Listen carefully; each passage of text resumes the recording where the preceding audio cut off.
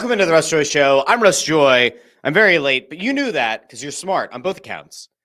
You know that I tend to be late, and also that this is the Russ Joy Show, and that is my name. Now, I have to be honest. I didn't know how to start today's show. Those of you who have been keeping up with this show, the many of you who do, not only on YouTube and on Facebook and on Twitter, but also who follow along in the podcast feed, who I appreciate tremendously. I didn't do a show on Friday.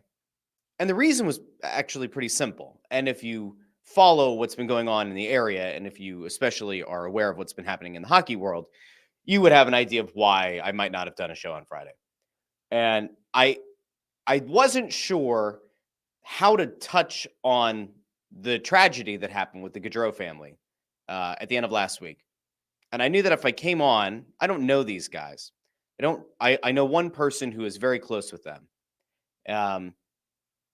I didn't know how to go about talking about it on Friday. I felt it was too raw. I felt like anything that you would try to say around it was going to be just it wasn't going to do justice by them or that situation. So I didn't do a show on Friday. And then I kind of sat back over the weekend and I was like, all right, on Tuesday's show, do we get into it at all? It's not necessarily about what happened to those guys, which is horrific, and what happened to their family, which is horrific. And I didn't necessarily want to lead the show with it, but I was like, do you start with the very serious topic and then end on a high note, and then everybody goes home happy into the week? Or do you start with like, rah, rah, the Phillies won, the Eagles are in Brazil, and then end on a down note? I'm going to start with the hard thing first.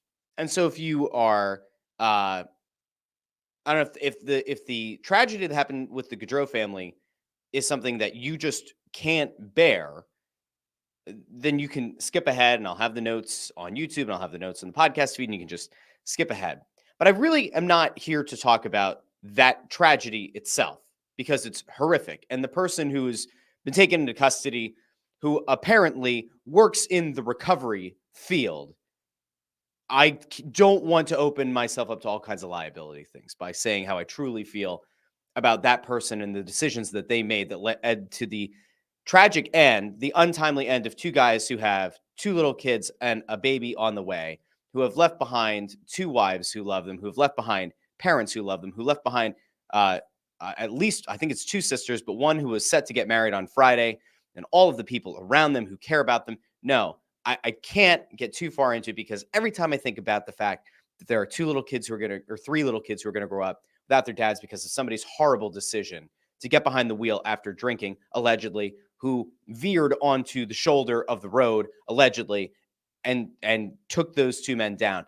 Every time I think about it, it breaks my heart. And I think about my kids, and I can't get too far into it, or I will not feel great doing the show today. So there's one thing that I want to talk about from that situation. And then we're going to go rainbows and smiles, and we're going to be back in on the Phillies, and we'll be back in on the Eagles. I had a moment, I think it was Thursday night.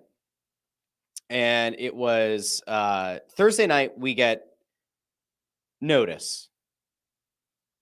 The Snow the Goalie crew. We kind of hear that something horrible has happened. We're working to confirm.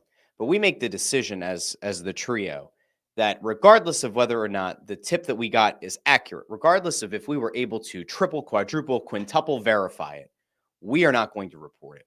We're not going to report what happened to Johnny and Matthew Gaudreau. We're not doing it. It is not our place to report it. Yes, we are a well-known Flyers team affiliated, right? Like partnered with the team podcast. We are not reporting it. It is not our place.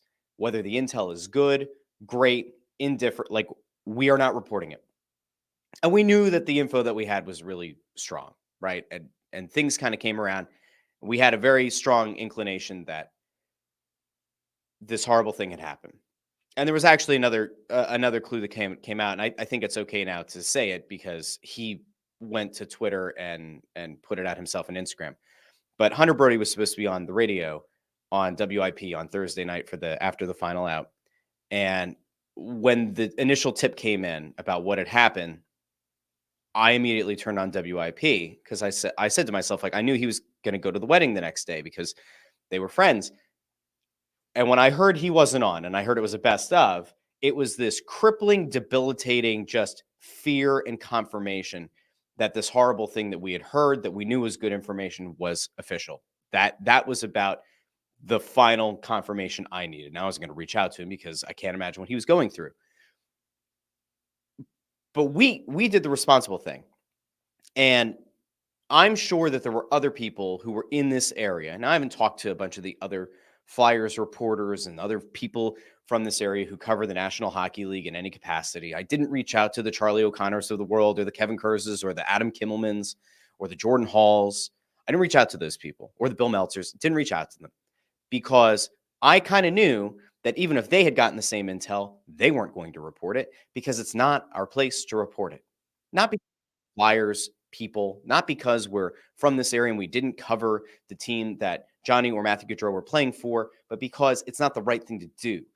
Because social media has this really weird ability, and we all know that it's out there, but social media has the ability to take something, to take one tweet put out by one non-anonymous account and start a firestorm. And when that tinderbox is lit, you can't take it back.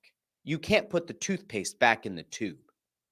And unfortunately, there's a young blogger who decided that he was going to put something out to the masses. And he has a decent enough following. And he's been working to try to, I guess, make a name for himself and to work his way up and start a career, have a career in what he considers and put in his Twitter bio as journalism.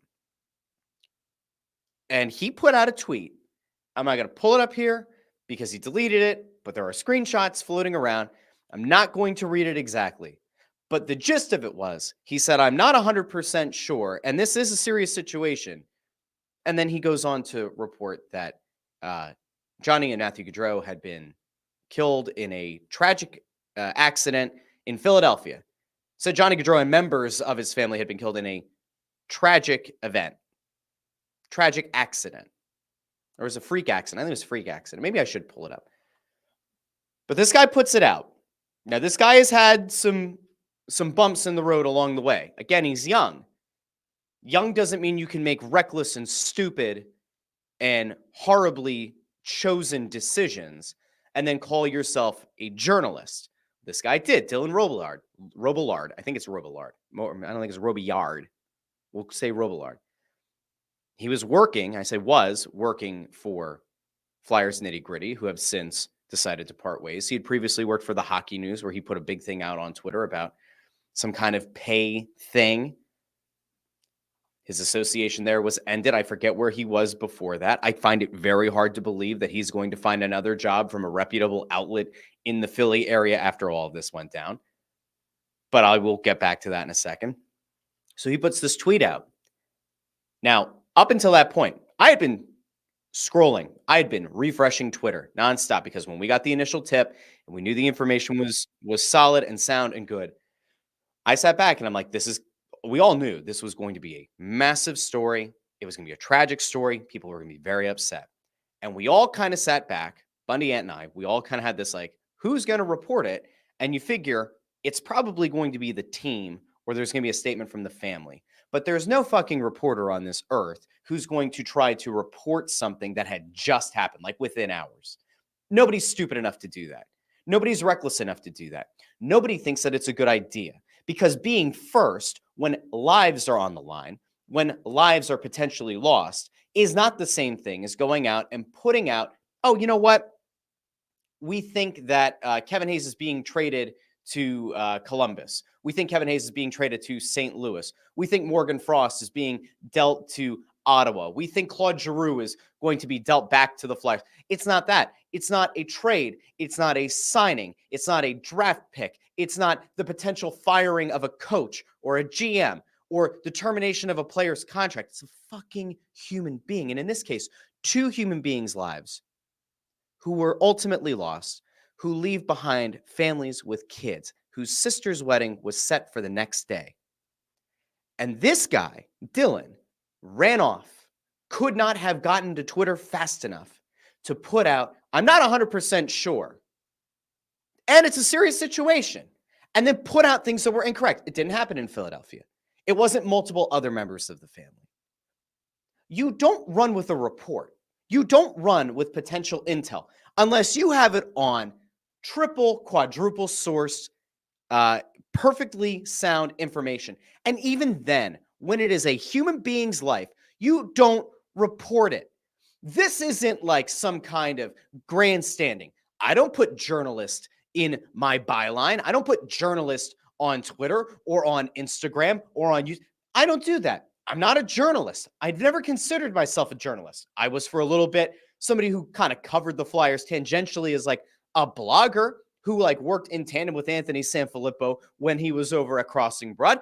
We did those things together for a few years. We did Snow the Goalie more. We partnered more of like a media personality, I guess now. That I'm certainly not a journalist. I wouldn't call myself a journalist. This guy did. And he decided to run with this information that he had absolutely no right to report. And one of the things that had me the most upset over the weekend was watching a bunch of mouth-breathing dipshits defend him in the aftermath. Not defend him as, hey, he's a young kid, he made a mistake, he apologized, let's try to give him another chance. Those people, while I think they're wrong, that's different. We had a bunch of assholes who went out on Twitter who started saying things like, oh, people are just butthurt. Oh, let me see if I could. I think I still have the tweet because I like to out some of the mouth-breathing dipshits who actually do say stupid things that are actively bad for everyone. There was a guy who decided that he was going to say that it's just a bunch of, oh, the guy deleted his tweet. Of course he did, because this is what happens. All right. The guy tweeted at me tweeted at him saying that he reported the news correctly and the people are butthurt because they didn't have the information first. And what the hell did he said something about me. Like I have was it a Napoleon complex? I had something like I have some, it wasn't little dick syndrome. Believe me. I don't remember what it was. It was something like that. Right. So I go to Twitter and I'm like, you know what? I'm not going to reply to this guy. I'm going to blast the guy fully. Right. So I tweet, no, dumbass. I called out his report because it was wildly inappropriate, didn't have proper sourcing, wasn't his place to speculate on. You think other Philly and national reporters didn't have any kind of information? You're out of your mind. It wasn't a trade or a signing. It was two brothers whose lives were taken in a senseless tragedy. 2 children and another on the way will grow up without their fathers. So you can miss me with being butthurt and kindly fuck all the way off. Now, if you know me and if you've been following me for long enough, you know that I tend to at least dial it down a little bit. I try not to go after people as hard as I could. Now, away from the internet, man, I will rip people a new one. If you come up to me at a Flyers game and you say shit like that to me, you will have a moment with me that we will not forget. But when it comes to Twitter, I try to give people the benefit of the doubt, even when they're a nameless, faceless account. Even if Gritty is their avatar, their profile picture, I tend to let those people alone because they are a waste of space. They shouldn't exist on Twitter. And if they do, they should have to put their name to the account. And we're not going to get into this whole thing. We're not talking about saying that everybody has to sign, put their social security numbers out there too. No. If you're going to put out some of the toxic bullshit that some of these people do, you should at least have to have your picture as your profile picture. We should at least get to see what kind of a reprehensible human being looks like. That's what we should get to do. As like normal functioning members of society, we should get to see what you look like. So anyway, that pissed me off. But it got worse. Now, I don't remember exactly which tweets got deleted, which ones didn't get deleted. But after this Dylan guy goes and puts out his tweet, okay? After he goes out and puts the initial tweet, and I say, this is reprehensible, this should be deleted, this needs to go, there's no reason to tweet at this. The guy doubles down. Now, I think he deleted a few of these, so I can't even like go back and see. Now, he deleted all of them, or his fiance did. Apparently, his fiance took over his Twitter account this week, which I feel bad about. I do.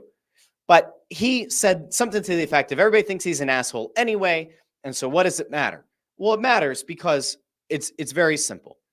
When somebody recklessly decides to put out the news of the deaths of other people, okay, where it's not your place, and if you're an aspiring media person out there, or you're an aspiring podcast host, or you're an aspiring, I don't know what, but anything that's front-facing through written, through podcast, through YouTube, through whatever, be responsible. Be better than this guy was. Do not rush to be first with news like this.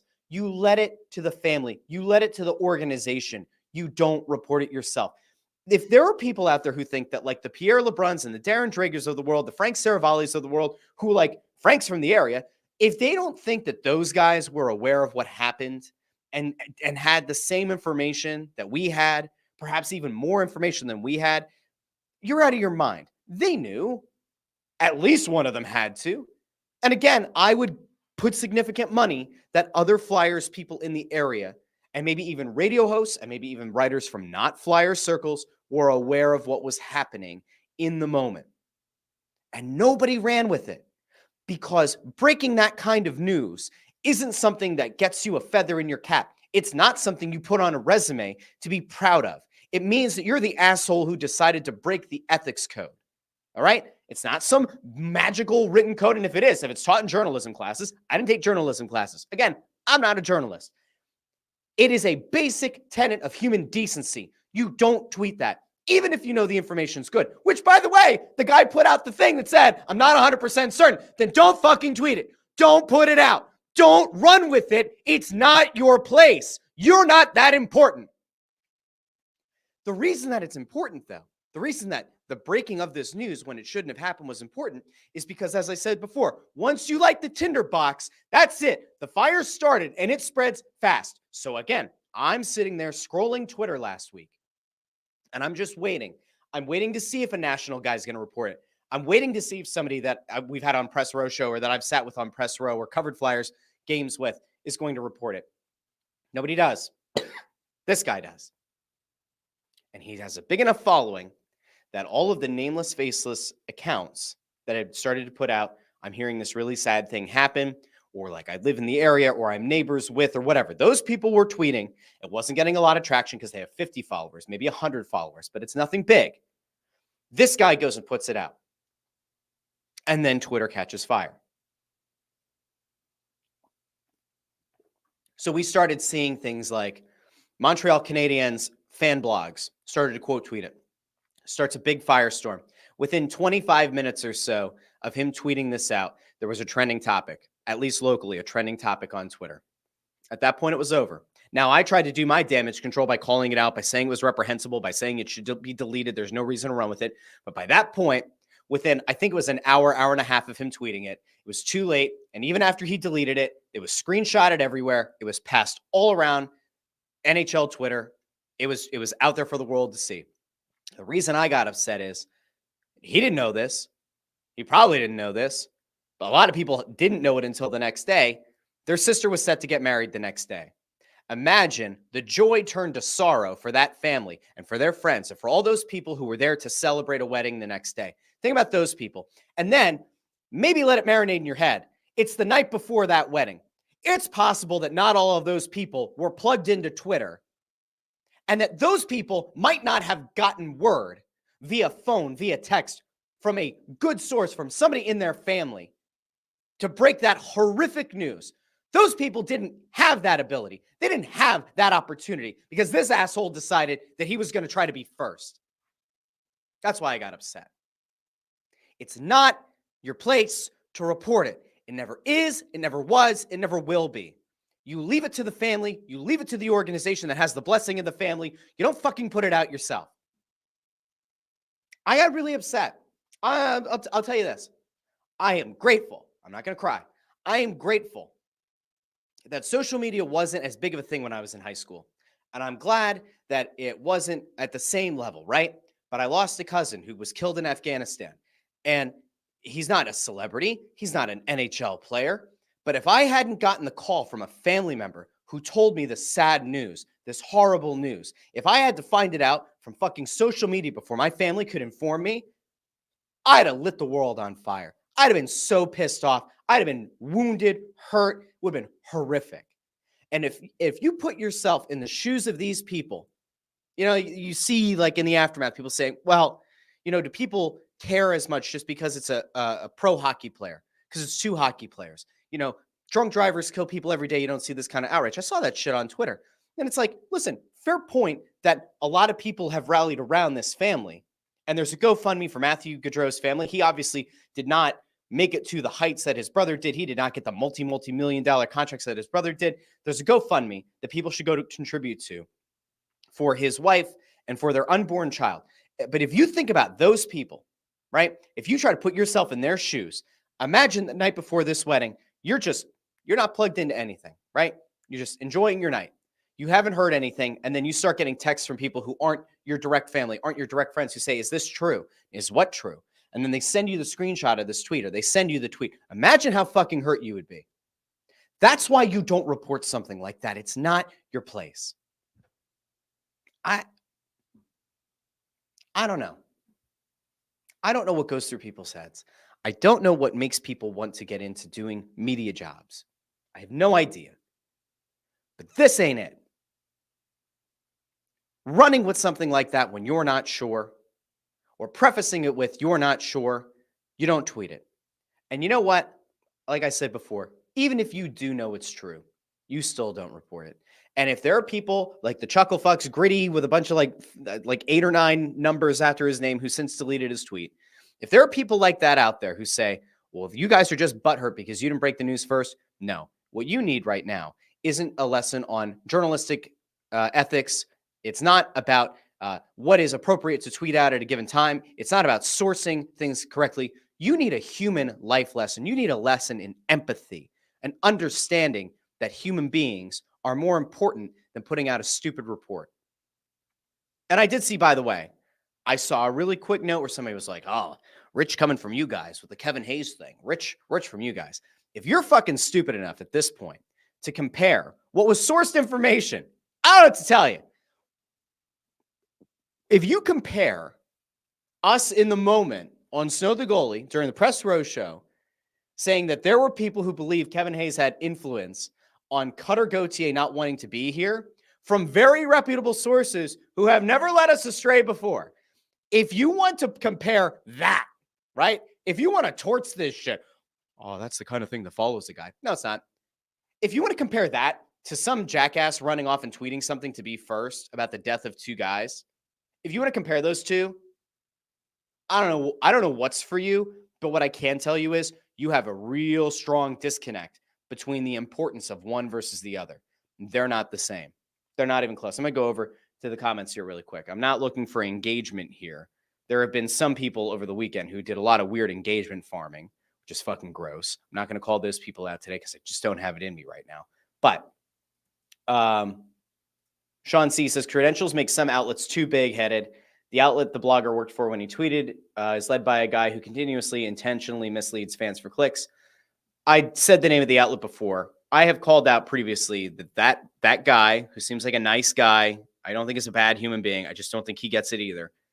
He has tweeted out things in the past, making it sound like he was at practices, was at things that were closed off. And then when I called him out on it, started tagging the people whose tweets he effectively was stealing and their points that he was stealing. But people still go there because people don't know better. They don't, whatever. People choose to follow what they want to. Says that teams need to be more selective when it comes to handing outlets like that access. Here's the thing. I think that to some extent, you're almost better off if you're the Flyers. If you're a team that's not the biggest team in town, the second biggest, third biggest, right? They're number 4 in town. It's better for you to have press row filled with people of all different walks of life from all different kinds of media outlets. Give them the access. Give them access to the players. If they do something stupid, you revoke their access. But you can't do what the Phillies have done for a long time, which is the Phillies are notorious for not giving access to non-traditional media outlets. Like, it was a legitimate fight when Anthony was still working for Crossing Broad. We'll talk about that in a second if you missed that news. But when Anthony and Bob Wankel were both down covering the Phillies, that was a big fight. That was a big thing. It was very hard to get Crossing Broad credentialed, even though Anthony especially had this extensive background in reporting, had worked for the Flyers, had covered multiple teams for the Delco Times and for others. That was a legitimate drag out fight for a while. And then they got credentialed and they've done a nice job and the Phillies have been happy ever since. You can't, if you're the Flyers, you can't like limit it to just legacy media outlets because press row ain't going to be filled, right? You're not going to have a lot of attention. It's better to give more outlets access. And then if they screw up, that's it. Now, could this lead to a ban of that outlet? I don't think so. I don't think Flyers Nitty Gritty is going to get banned from games. Jamie Baskow, it appears, took the appropriate step to sever ties with Dylan. It was a smart thing to do. Dylan needs some time away. I saw Dylan's fiance tweeted from his account and said that, there's been a lot of hate. She's been managing all of the stuff. And I actually do feel bad for her because she didn't have anything to do with this, right? She shouldn't necessarily have to be dragged into this. I do feel bad for her. I feel slightly bad for him in that he made a really stupid choice, but he doubled and tripled down on it initially, which is what I think was the part that was worse. He should have just deleted it, but he doubled down saying that people think he's an asshole anyway, yada, yada, yada. You don't do that. That just wasn't a good look. Let's see. Allison says, can't stop thinking of him and his family. I think that was in reference to, it might've been Broads. It might've been in reference to the Gaudreaus as a whole. Cause I think that was about the timestamp of when I brought up also what happened, with Broads not being on the air and then his, stuff on social. Allison says, you have every right to say what you said on Twitter. Preach. Hunter says, I hung up a game-worn jersey I had from Matthew when he played for the Royals.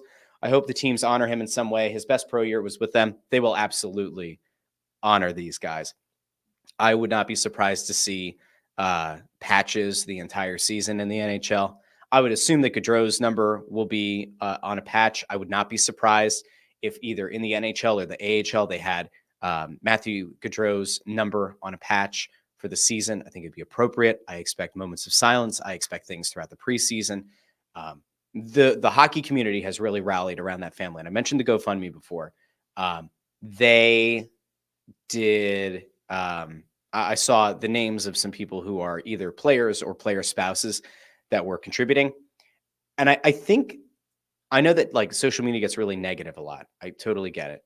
I know that sometimes there will be people who would look at that and say like, well, he was still technically a pro. Matthew Gaudreau was technically a pro. Like, didn't he make enough money? Like, why do we have to do a GoFundMe? Because there are some horrible human beings out there who probably have tweeted that shit. I've actively chosen not to find it.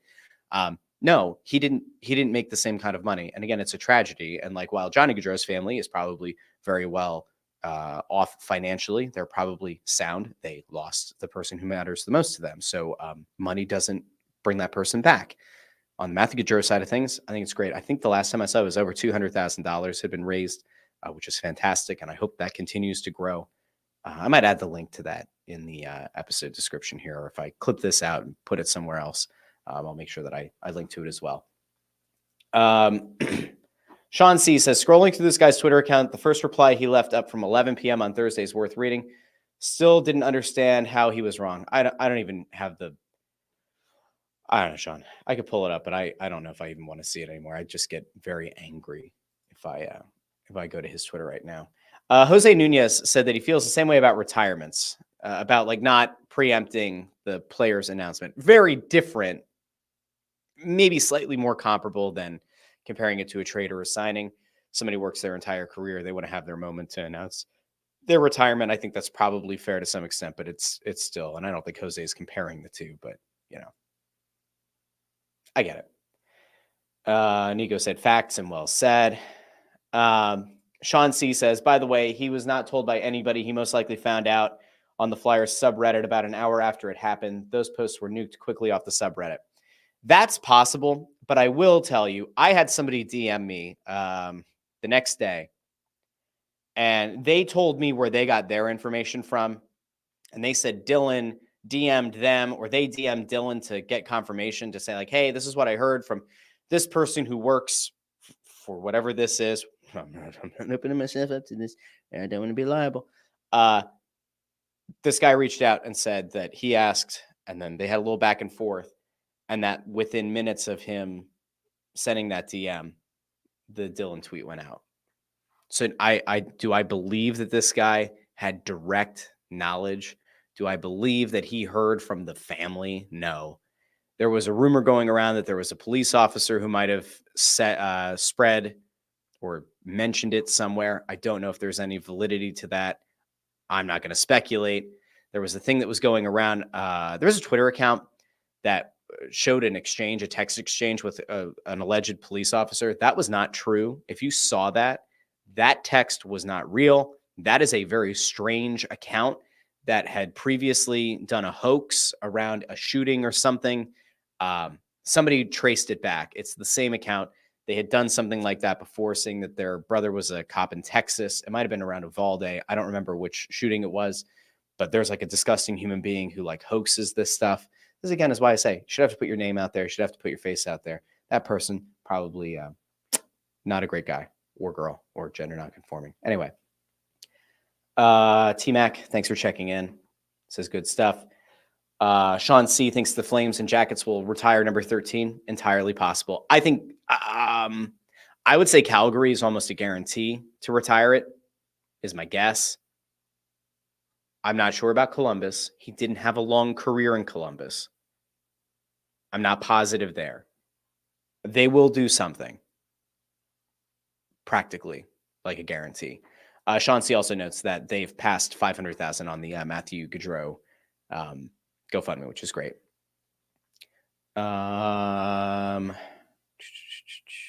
Okay, so I think we're okay. Sean C said, so the notepad was fake. I'm not sure which thing that was. There was a text exchange that was going back and forth between like a disgusting like parody account. I guess we'd call it a parody account, a hoax account. I'm not sure about the notepad. There was a thing also going around. Somebody said that the like medical examiner or somebody was like messaged a group chat or something. I don't know if that's true either.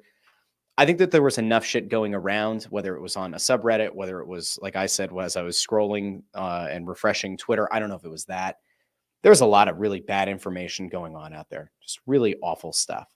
I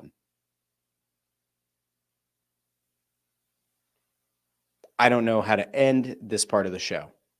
I'm not exactly sure. I have expressed, and I noted before, I reached out to Broads, I think it was a couple days after, to just express condolences because I knew that they were friends. I didn't know they were super close. It was like, there can be a difference, right? He was devastated, which you would expect. He went on Twitter and Instagram and he put up some pictures and some things, and it's very sad. And again, people are going to process this very differently. There are a lot of people in the hockey world who didn't know these guys, who are very upset, are very devastated by this. All I can say is I will pray for their families. You can choose to if you are into praying for people, and if you're not, you can go hug a tree somewhere nearby and send good vibes their way. Whatever is good for you, send your good vibes.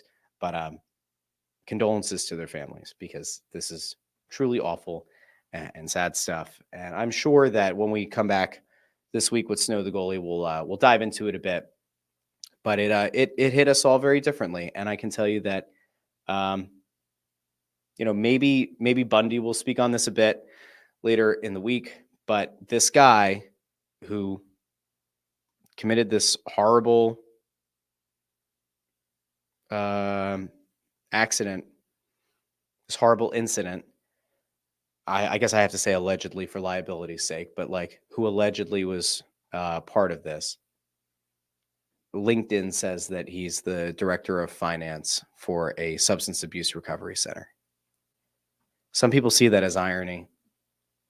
There are a lot of people who are who work for companies like that, who have gone through addiction, who have gone through things that are trying to help people on the other side. But I don't know what this guy was thinking. And I don't know what anybody was thinking letting him get behind the wheel of a car. That's where I'll end that for now. Now I'm going to reset. Okay. Spend a half hour on this. And this isn't going to be fake, but we're going to reset. We're going to try to bring a little bit of positivity. And for all the people who either decided to watch this show or listen after the fact, who just wanted to have a little bit of positivity, a little bit of Phillies talk, a little bit of Eagles talk, we're going to dive into that. So we're going to reset here. I know it's going to seem kind of weird. I totally get it. I acknowledge it. We're going to come back here in about 30 seconds, and we're going to act like it's a normal show, but I needed to get that off my chest, and I didn't know when the best time to do it was, so we started the show with it. And when we come back, we're going to dive into the Phillies having a big series win against the Braves, the Eagles being in Brazil, and some of the goofy things that are happening around the reporters down there. And I'll end it on this before we reset. Beer Chips and Politics over on Twitter says it's been a brutally hard weekend for the NHL. Thoughts and prayers going out to the Gaudreau family. That's a good way to end it. All right, we'll be back in 30 seconds, continuing the Russ Joy Show. Here we go.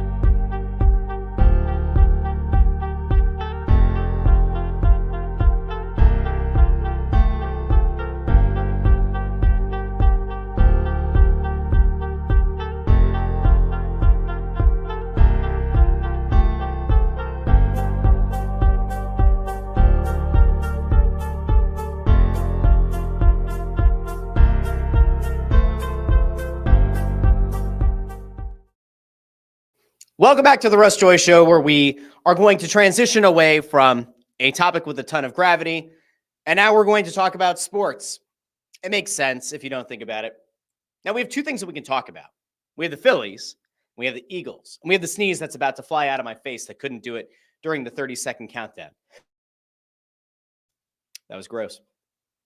Now, I think we're going to start with the Phillies because I feel great about your team, your town, your Philadelphia Phillies.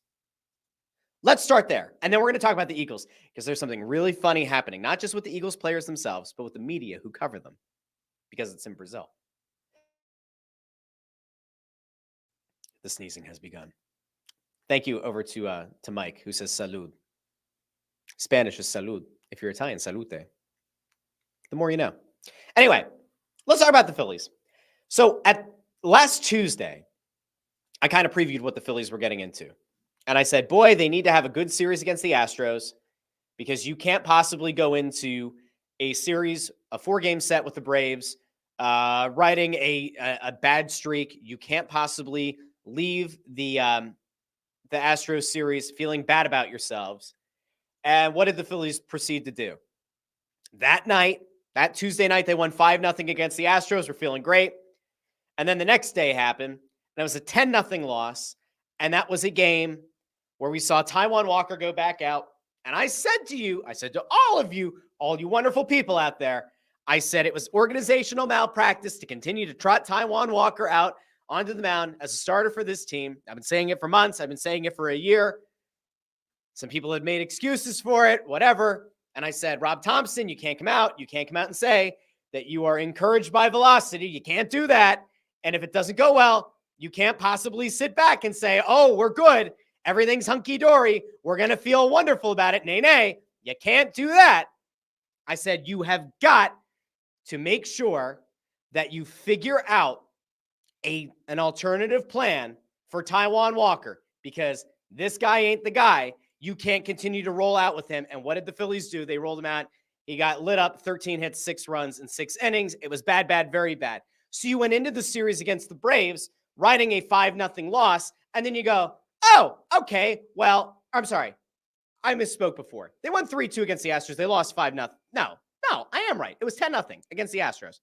Then it was like, all right, you got to hope that when you go into the Braves game, the first game of that series where you flipped Christopher Sanchez and Taijuan Walker because you knew you needed the win, you had to go out and show out and do all the things that you needed to do and do it the right way.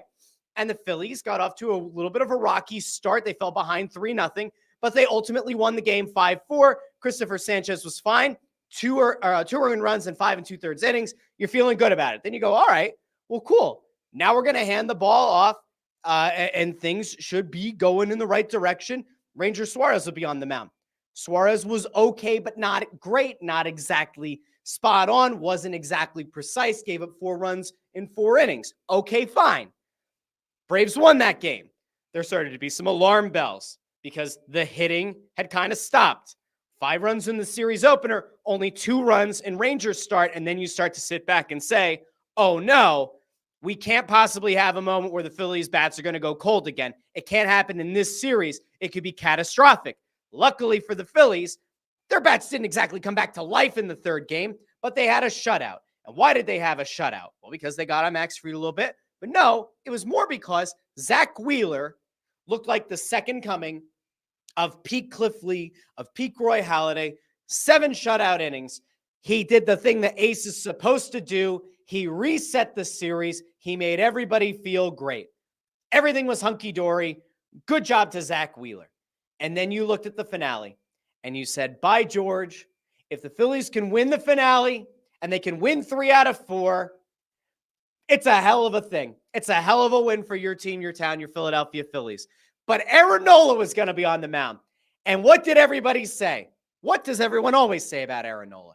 When the chips are down, when the games matter the most, he disappears. He almost always lets you down. And what happened early in that game? He gave up a run in the 2nd. He gave up a run in the 3rd. You start going, oh no, it's happening again. Aaron Nola's being Aaron Nola. We can't have Aaron Nola be Aaron Nola today of all days. We can't split with the Braves. You need to win 3 out of 4. You still have a chance. The bats aren't fully alive, but there's a possibility to win 3 out of 4. Aaron Nola, can you figure it out? So they get through the first 4 innings. They're still down. And what happens? The bats come alive a little bit. Aaron Nola settles in. 6 innings pitched, 2 earned runs, 4 hits. It was a wonderful performance by Aaron Nola. It's the kind of performance that I think everybody often hopes to have from Aaron Nola. It's the kind of thing you expect from a guy who had been your opening day starter multiple times. Now, I have to pause here for a second because I hear my sump pump beeping. And if this continues, I'm going to lose my mind. So here, we're going to do this. Watch this. Ready? This is how high tech we are at the Russ Joy Show. I'll be back in 5 seconds.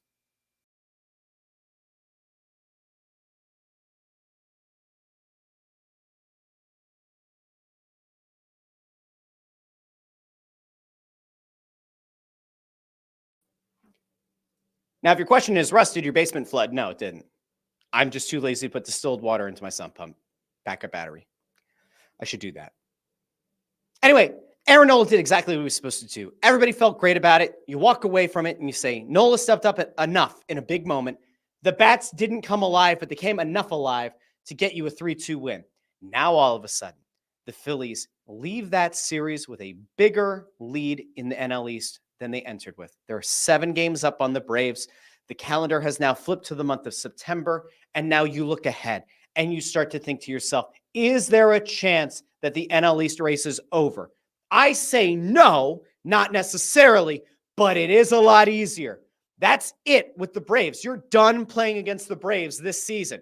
And to that end, it is going to be almost impossible for them to make up that 7-game lead in a meaningful way. There are plenty of games remaining, but you need a lot of bad Phillies baseball and a lot of great Braves baseball for Atlanta to get back into it. Now, you do have a couple of games. You have a couple series against the Mets that aren't necessarily make or break, but you do have to make sure you perform well in them.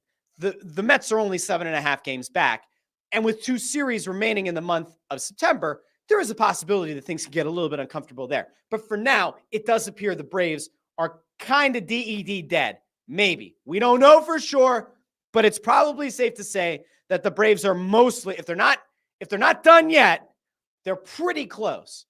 The Mets might be another story. It's important that the Phillies have some good series against them coming up. But before we can get there, the Phillies begin a series Tuesday night against the Blue Jays. It's a 2-game set. Then they're at Miami.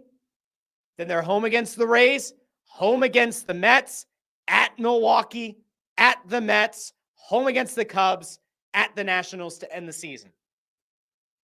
Just based on those matchups, there are a couple of doozies. And again, there are meaningful games against the Mets.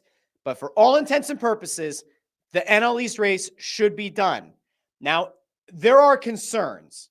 And everybody knows me well enough at this point that when I see a concern, I'm going to voice a concern. Bryce Harper is not Bryce Harper right now. I don't know what's wrong. It does, in fact, appear that there's probably an injury. He's probably carrying some sort of injury. The power isn't there. The guy doesn't look like himself. You have to hope that at some point he's going to be able to figure it out. He's going to be able to find his power again. Because while he can be a good enough hitter for average, and while, hitting number 3 in the lineup, he's going to have plenty of opportunities to drive home Schwarber and Turner.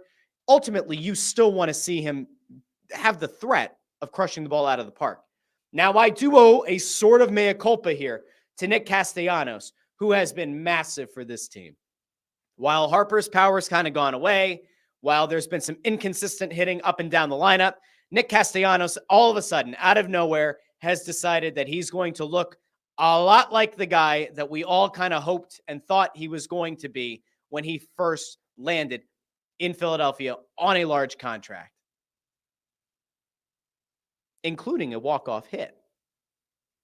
The walk-off hit against Atlanta was ginormous, right up the middle, ends the game. He feels good about it. There's a weird interaction between him and the reporter from ESPN after the fact where she kind of didn't know. She wasn't maybe informed well enough about the fact that the phone that rang in the scrum a couple nights before wasn't Castellanos' phone. It was a reporter's phone. A little bit of weird interaction there. I don't think she totally knew how Nick Castellanos tends to Belichick or Popovich his answers in post-game remarks. Anyway, Castellanos has been really good. He's been relatively clutch. We could even make the case. He's sort of been a workhorse. He's sort of been an Iron Man for this team this year. Now, I'm not one to just kind of wave the magic wand and say everything's hunky-dory and that the guy is perfect. He's far from it. But in a season where there have been moments where he's legitimately looked lost at the plate, for him to just not lose confidence and for him to go up and perform in big moments, I think I said this a few weeks ago, if you can just get some version of Castellanos that's passable in the postseason, this team very well could blow their way through the NL race and make it to the World Series. I've compared Castellanos a few times to like Pat Burrell, and I know it's not like the most apt comparison, but like in theory, they were both much more well-known for their abilities at the plate than they were in the field. They had the ability to hit for average, at least early. Burrell, the thought was early in his career, he could hit a little bit better for average, but he was really a power guy. But the streakiness, where it would look like for a 10-game set, each of these guys could look like they've never taken a major league at bat before. And then the next 6 games, they could tear the cover off the ball. And then it could go like 11 games where they have like a single multi-hit game and a bunch of, golden sombreros. Like there is at least a slight comparison you can make between the two. Castellanos is streaky. If he's on for the postseason, this Phillies team is going to be really hard to beat. But anyway, kudos to him. Seriously, kudos to him for performing in big moments. Now, let's go over to some of the comments. Sean C. says, the total pessimist in me feels like a total letdown week is on deck for the Phillies. 6 games against teams below 500. Sky Dome has been a house of horrors for over 30 years. LOL. Possible. I don't think they're going to. Every time I try to prognosticate about the Phillies and I say they're on their way up, they fall apart by the Friday show. So I'm going to conservatively say here, I think the Phillies are going to be able to play 500 baseball from now until the end of the season, and that should be good enough for them to win the NL East. You do have to keep an eye just on the rest of the National League, though. You still want to have home field advantage. Like 500 baseball probably doesn't get you there, but it probably does win you the NL East. Let's see. Sean also says, Nola is this team's Cole Hamels. The city loses its collective minds with every run he gives up. He has a 1.44 ERA in the last month. Sean, I don't give Aaron Nola the benefit of the doubt because he was like the first pro athlete to be endorsed by my good friends over at Yuengling Brewery or from my hometown. They don't sponsor the Russ Joy Show or Snow the Goalie. They probably should, but they don't. So if anybody's listening from my hometown of Pottsville, it's time for me and Dick Yuengling or one of his daughters who run the business to have a conversation. Because, I proudly support the fine folks at Yuengling, America's oldest brewery. But anyway, Nola was the first guy that they really sponsored. And, and he proceeded to go out and turn from potential future ace to whatever he is now. Again, I don't think anybody's ever questioned that Aaron Nola has Cy Young stuff and has like the ability to be an ace. It's just somewhere up here, there's a disconnect for like crazy stretches of games. And like when the wheels fall off, they really fall off. He might not give up a lot of hits, but they tend to be home runs or they tend to be, moments that kind of matter and a lot of runs come in and then you go, oh shit. Let's see what else. Jamie over on YouTube. Thanks for checking in. Jamie says Zielecki broke last week. Harper has irritation in his elbow and wrist, and it's been in his wrist since May. Well, here's the thing about elbows and wrists. You don't need them. You don't need them. I watched a clip from the Paralympic Games. There was a guy from China who had no arms, and he got the silver medal in, I think it was freestyle, which was incredible. That was a mind-blowing performance. And the only reason that he didn't win is because he had to slam his head into the wall, and the other guy next to him had at least one arm and was able to reach out. I don't think that should have counted. I think they all should have had to go head first if that was the case. But anyway, you don't need wrists. You don't need elbows. Now, in the case of Harper, here's the tricky thing, right? The wrist. He's had this issue since May, but his power has lowered. The elbow, I think, is actually a bigger issue. Now, your real problem if you're the Phillies is, what kind of injury is it? Because if it's something that could be taken care of with rest, you would have to hope that the rest of the lineup can keep this team afloat. And again, 500 baseball probably wins you the NL East. It might not win you the National League pennant, or it might not win you the National League, the top spot in the standings, and it might not get you home field. But like, if you're giving me two scenarios here, Bryce Harper continues to play almost every game. The elbow and the wrist don't get any better. And you win, or you get home field advantage. Or Bryce Harper takes some time off, does get healthy, and you finish with the second best record in the National League. I'll take the second option. I'll take the latter, because a fully healthy Bryce Harper is significantly more important to this team than having home field with a reduced value Bryce Harper. That's where I'm at. I could be wrong. You might disagree. You can let me know in the comments. But I would rather see him get some rest and actually get healthy. I think ultimately that's what matters more for the Phillies. And it matters more for the Phillies to have a chance of advancing farther in the postseason. I saw a couple of notes also. I saw a couple of notes over on the hockey front really quick. One was about Draisaitl. Sean C. says, the Leon Draisaitl Flyers dream is dead before it could even begin. 8 years, $112 million, $14 million AAV. That to me is an underpay for Leon Draisaitl. And yet there are some that I'm sure will say that it's an overpay. I think it's an underpay. It's an interesting contract. He's locked in. Good luck to Edmonton. And also, I guess Torrey Krug is out for the year. Dodge that bullet big time. Indeed. I guess. Depends on what Travis Sanheim is, but you're probably right. Chris Freed says, greetings from Rio, where Twitter and YouTube work, but Odyssey does not. That plane ride is going to impact the play of both teams on Friday. Chris, I have a lot of questions for you. I really do. I might have to bring Chris on the show on Friday just to give us a report, a live report from Rio. I thought Twitter doesn't work down there. I thought that was the whole thing. Twitter doesn't work. Or is it you can't tweet? Can you refresh? Chris, are you using a VPN? You're going to be our man on the ground. Special correspondent to the Russ Joy Show, Chris Freed, over on YouTube. Get in touch with me. Shoot me a DM on Twitter. I have questions for you while you're down there. But I did see that there are a lot of interesting things happening down there with the Eagles and with their reporters, which I want to get to in a second. But first, Sean C. says, I just want the wild card round bye. There's no home field advantage in Dodger Stadium or Milwaukee. I think Milwaukee's actually a better home field advantage than Dodger Stadium, because I think the Dodgers just have so much pressure on them year in and year out, and we've seen an inability for them to meet expectations or to exceed them. So, I agree on the Dodger Stadium thing. I think that Milwaukee, it's probably more of a home field advantage for them. Do I think a Phillies team that plays really well could still go in there and win? Of course. I'd rather have home field, but again, I'd rather also have a perfectly healthy Bryce Harper. Now, last thing of the day, before we get into what happens the rest of the week, and I actually do need to field your thoughts, so you can DM me on Twitter or on Instagram at JoyOnBroad. You can drop them on YouTube, on the Russ Joy Show YouTube channel. You can figure out another way, carrier pigeon or whatever, to send me a message. I want to know what you want to do for Friday. Friday, my intention was, all right, I'll do show in the morning. We'll kind of preview the game. We'll get ourselves ready. We'll get ourselves all eagled up, right? We'll talk about whatever happens in the Phillies series, and we'll catch any other big news, and we'll kind of talk about it. But my thought was do a Friday preview show. But then I was like, well, the game's on Friday night. Do we just do a post-game show? Do we all just agree, all of you who watch the show, do we just agree to come here post-game? Do I do a morning show and then turn around that night and do a nighttime show? I don't know. Let me know. Let me know what you're up for, and I'll adjust accordingly. There's actually a small, sick part of me that kind of wants to do a post-game show, maybe bring somebody on to talk about it, so I'm not just talking to myself, and we can have our thoughts on the Eagles game.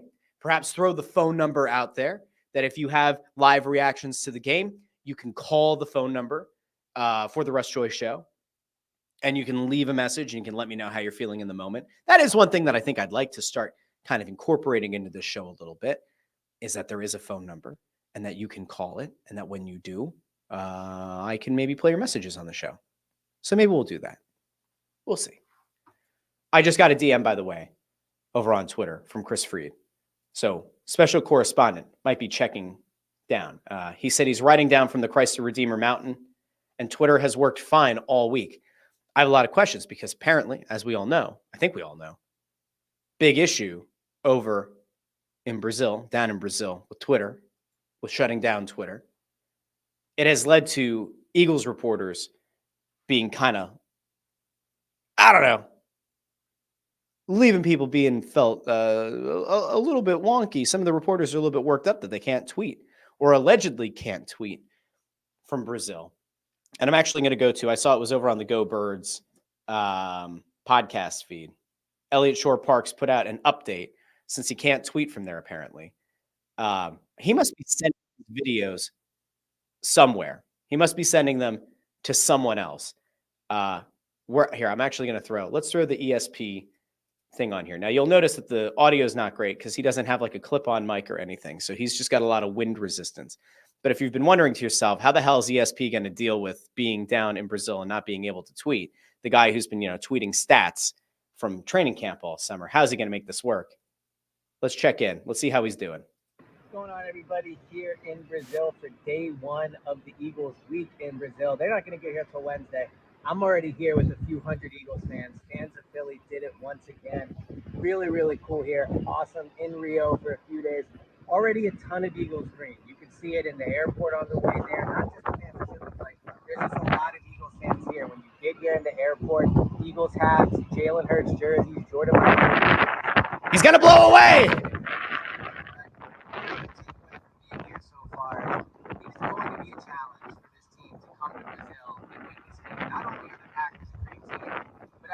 That travel after doing the 10 hours include the airport time, 11 12 hours. They're going to be traveling all day Wednesday, get in Wednesday night, different practice field on Thursday. It's a challenge. I was looking forward to Brazil all summer, and I think it's going to be an awesome experience. I think it's a game they can win. It's going to be a great test. But now that I've done the travel, now that I'm here, I mean, come on, like it is beautiful here. Like, don't get me wrong, I am very, very excited about Brazil. But it is going to be a challenge for them for sure. So I'm excited. I know they voiced some concerns about it. All right, so I'm going to end it there because like the sound is actually bothering me. So if you're listening, don't blame me. Blame Elliott Shore Parks for not having a mic and for talking on the rooftop of some building where it was very windy. As he noted, Brazil looks beautiful. Looks beautiful. I have a question though. So like he notes the fact that like the travel's rough. Chris Freed checked in and said the travel's rough, right? It's not an easy flight. It's not a short flight down there. There's a lot that has to get done getting you from the airport to where you're going.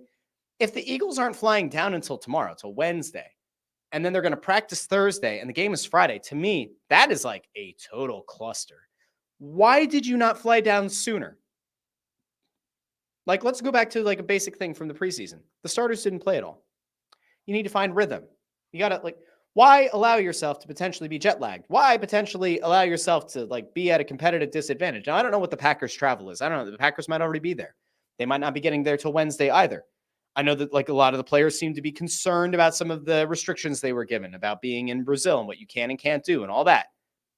To me, like I would have thought like get the guys in town Monday night, be ready to do like some kind of a walkthrough Tuesday, practice Wednesday, maybe practice Thursday, and then Friday you're fine. Now, Kevin at I Rock Philly over on YouTube says the longer in Brazil, the more chance for bad things to happen.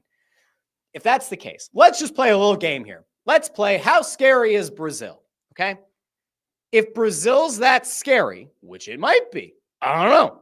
If Brazil's that scary, you shouldn't be playing a game there, right? Like if you can't ensure the safety of your players and their families or whoever else, then don't play the game there, right? Like, should that have to be said?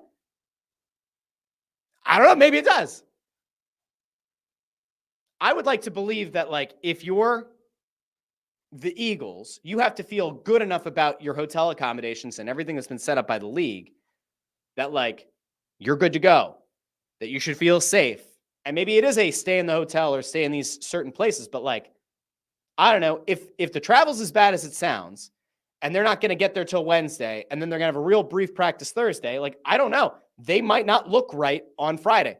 Here's the big thing that we all need to accept. And I'll talk about this on Friday's show. You can't take a lot away from Friday's game against the Packers. If the Eagles look like shit, you can't really think that that's what the Eagles are going to look like this year. Social media will light up with it. Sports talk radio will light up with it. But you can't really discern a lot from what you see on Friday. The starters didn't play in the preseason. If the Eagles look bad, well, I come here on Tuesday or whatever day I decide to do the show next week. I'm like, run with that. It all depends. It depends on how bad they look. You know, if If it's they're rusty, maybe I give them a little bit of latitude. Maybe I wait till week 2. But like the starter's not playing, not ideal. Then you fast forward to this potential issue with travel. That kind of gives you a little bit of something you could write off. Oh, it was just a travel. Then in week 2, you better look sharper. I'm not exactly sure what to expect on Friday. If the Eagles look great, if the Eagles are executing at a really high level, we can probably take from that, hey, the preseason reps not happening didn't affect the team if they do really well. But it doesn't mean that the Eagles are infallible, and it won't mean that the Eagles are a perfect team or that they're like going to win the Super Bowl. It could be that the Packers also weren't ready, or the Packers like didn't prepare well enough, or the travel got to them. So like, again, if the Eagles look horrible on Friday, you don't read a ton into that until you see what week 2 looks like. If the Eagles look amazing, you still don't take it as gospel. And you say like, all right, they're not rusty, but it could be that the Packers were like not great. And I think that's fair. That's where I'm at. Let's see. Is there anything else over in the comments? Hunter Miko says NFL isn't that big brain. They obviously shouldn't be sending 2 green teams down there, but they did it. Maybe it's going to be like an Impractical Jokers episode. Sean thinks that going to Brazil is dumb anyway. Kevin thinks that his prediction is the Eagles offense is going to look decent, but the defense will not. We're going to find out on Friday. Again, let me know in the questions in the comments of this video. If you're watching on the Russ Joy Show channel, if you're watching on the Joy Media LLC channel, if you're watching on Twitter or Facebook or whatever, let me know. Should we do the Friday morning show to kind of preview things and talk about the Phillies? I tend to think yes. Do we do a post-game show on Friday after the game? I think that next week I might do a show on Monday instead of Tuesday. It all depends. So keep your eyes peeled to social media. I'll try to put some kind of like community post over on YouTube to let you know what I'm thinking. The days of this show and the times might start to change. Next week, my only remaining child home with me goes off to school. And at that point, I can kind of get back into some semblance of a normal schedule. I still think that like 8:30 is going to be the way to go with this show going forward. I think 8:30 is probably like the safe time for me to do it. I can get all the kids off to school. 8:30 is solid. But the Tuesday, Friday thing might change. That might shift a little bit. But let me know what your thoughts are. I'm always open to taking your thoughts into mine because I appreciate all of you. I appreciate those of you who watch the show and those of you who listen after the fact in the podcast feed.